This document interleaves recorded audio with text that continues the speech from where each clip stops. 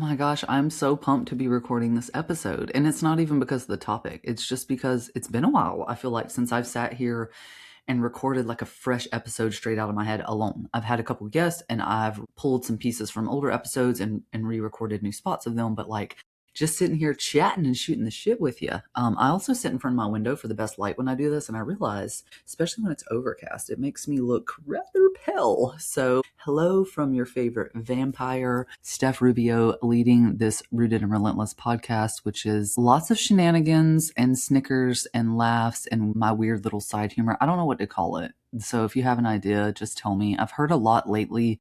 I have this grounded energy that helps people feel grounded and calm. And on the complete flip side of that, like I'm so silly and I make people laugh. And so it's like, just what do you call that? Tell me and I'll tell people. I want to talk about Maycember today, but it's not just Maycember I want to talk about, okay? I want to draw why that even matters to you because I'm a lessons girl, I'm a business girl, I'm a this is bigger than us girl. So let's talk about it.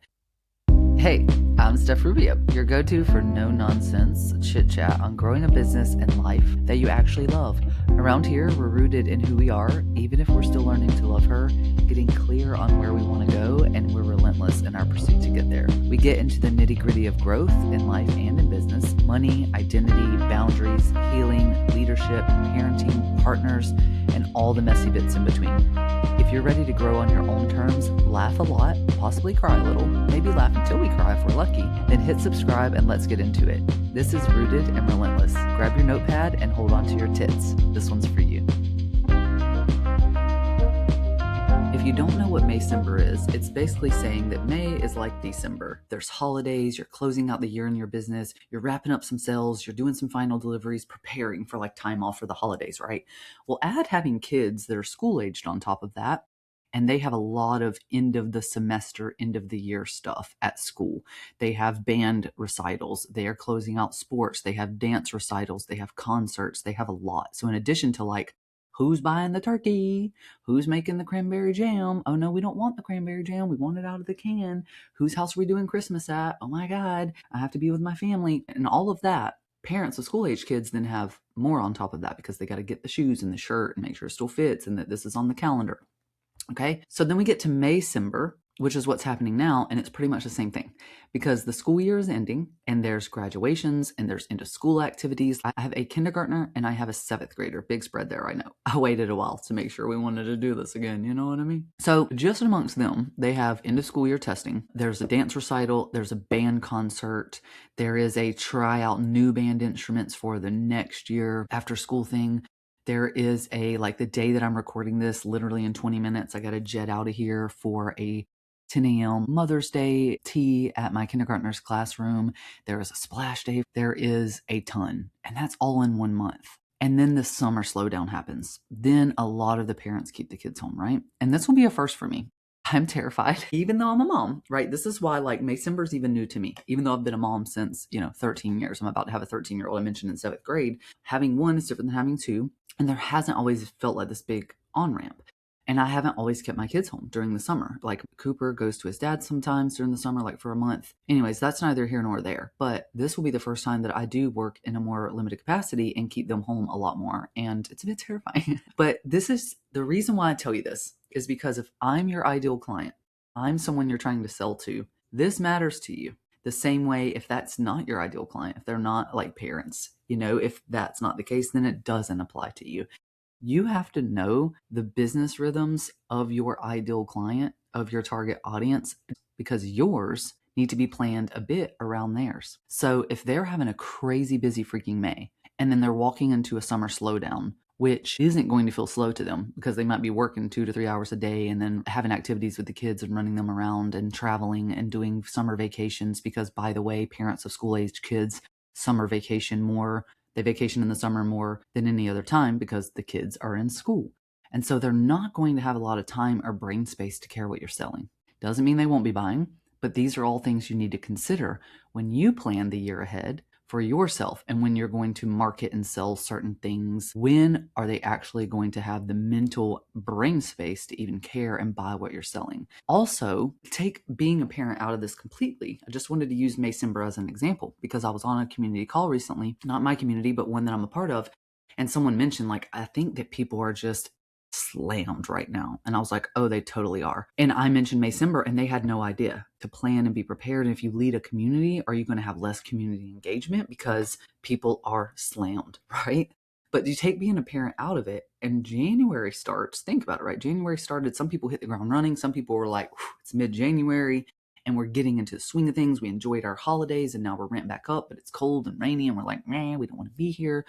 Either way, then we get into February and March and April, and momentum is rocking. We're marketing the things, we're selling the things, the new ideas are happening, that new energy hits. I talked about this earlier this year. Okay, so business rhythms is something I do. It's a part of your strategy. You have to think about what your competitors are doing, what your ideal people are doing, and how you meet that moment, how you meet the market, you know? So, and then we're like, February, March, April is banging. April is a big events month. I just came back from Power Table Live. Some people have gone to 2 or 3 events. I know some people who hosted their own event and then went to another event. And now we're rolling into May. And whether you have Maycember or not, you are 2 to 3 months into just steamrolling through momentum. And that is going to start trickling down for the summer slowdown. Now, what I tell my people is still think about what you're doing, right? I have a lot of operations people, a lot of creative people. And while their ideal folks might be limited during the summer because they're on limited capacity and taking care of their kids, I think summer is one of the best freaking times to shore up your back end and operations, because guess what happens in the fall? The same cycle. August, September, October, even into November a bit. Kids go back to school. People are wrapping up vacations. They're getting back into that frame of mind around August. So September, October, November, momentum is insane again. People are moving. They're creating ideas. They're filling gaps. They're hiring. They're spending money. That all happens again. So what do you think they need walking into August, September, October? They need to have their back-end operations shored up. If you're creative, they need all of these parts ready, planned, prepared, strategy backed, so that they can meet the moment when the momentum happens. Your job is to convince them that summer's not the time for them to slow down on their support in doing these things. It's the time to get it all ready. So you can look at your full year, think through your ideal people, and when they're doing what. What are the most moments to capitalize? What may be happening? And it doesn't mean, like I just said, you can't sell in the summer. It just means the way you do and how you talk about it, and the levers that you pull and the sensations that you get them to feel and remind them of are a little bit different than they are in March. That's a part of strategy, knowing your people. And I am unashamed to admit that I have now designed a space where we can get together once a year and plan ahead.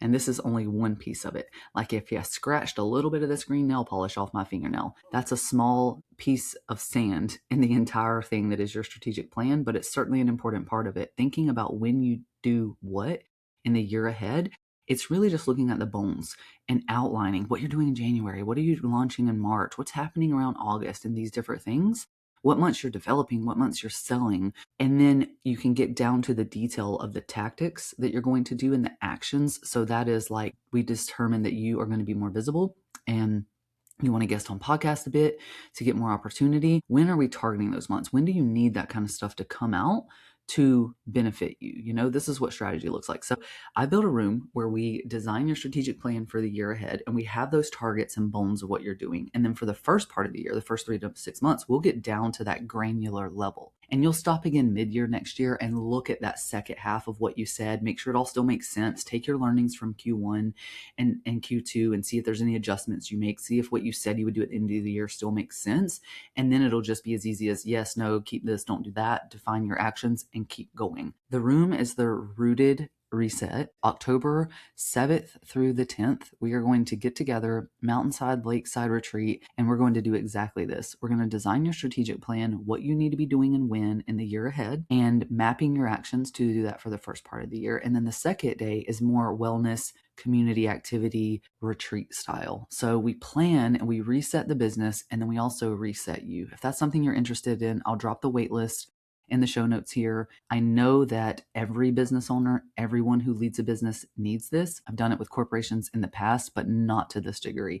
We would spend months gathering data, months talking in circles. We would get together 2 days at some city and we would finalize the strategic plan, or try to. Typically it wouldn't be finalized. It would be more months of talking, and you'd finally get it into January and February. Now you're already missing a couple months, right? So I removed all of that, developed this in a way that we can do it in one day. The second day we can reset, and then you feel confident and at ease walking into the new year instead of feeling like, oh my God, I'm behind again. Stable, calm leadership. Know your people, know their rhythms, plan your rhythms around them, find all the joy you can in the world. Well, that's a wrap on this episode of Rooted and Relentless. If it made you laugh, not alone, or grab that cute little notebook of yours and scribble something down, please hit me with the SSR, subscribe, share, and review, as in leave a review. Thanks for hanging. Bye.